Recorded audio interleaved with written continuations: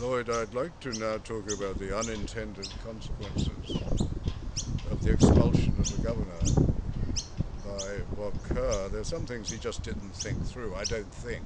For example, did he realise that no government could ever recommend for appointment anybody from outside of Sydney? For example, none of the VCs, former VC holders or present VC holders, could ever be appointed. Well, I don't think he frankly, gave a cuss about that. I think he was just set on a political stunt in some factional way.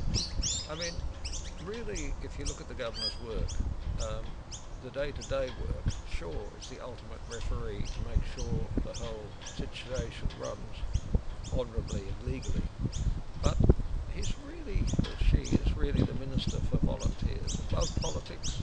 But there's an immense amount. I think Ian Sinclair said to me when he was governor that he'd been told there were 1 million volunteers in New South Wales, but after being governor for a year, he felt that there was more like 2 million. And there are lots of things that don't involve politics. Australians don't want politics, and that's the governor's role. Now, you get someone like Mari Bashir, Her Excellency, who's done such a stunning job. And you've got to look at that old Sydney Morning Herald every morning. She does 4 or 5 things a day. How does someone like that change from morning to lunch to afternoon to evening to dinner? She's often doing all those things. And she's got to run home to Mossman all the time. It's ridiculous. I've actually met her in Woolworths in Neutral Bay doing the shopping on her way home from doing a vice-regal function. Alan Jones made that point at the rally we held before the election, before the last election in New South Wales, and that was that a woman governor is put at an even greater disadvantage because of that need to frequently change her clothes for different receptions, and this hadn't been thought through. But also, I think even more importantly, the fact that the governor didn't have her own domain from where she was in charge. She was put in an office, a nice office, but still in a public service office.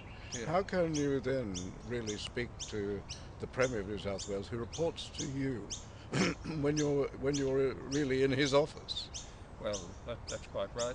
And the other thing is that the governors often go to country areas or special areas or the Red Cross or children's homes and all those sorts of places. And then he says, thank you for having me at your place. I'd like you to come back to my place. And I remember David Martin, when he was governor, was fantastic in bringing in the school children and schools he'd visited and the leaders of schools and telling them about the Constitution and how it ran and so on. I wonder what the impression was on distinguished visitors to New South Wales that the person who in many ways, as Alan Jones put it, was the host for New South Wales, couldn't live in her own purpose-built home, that she had to receive them here as though she were a licensee of the Premier. And the fact that this place was quite often held for events which bordered on the questionable in the sense of being political.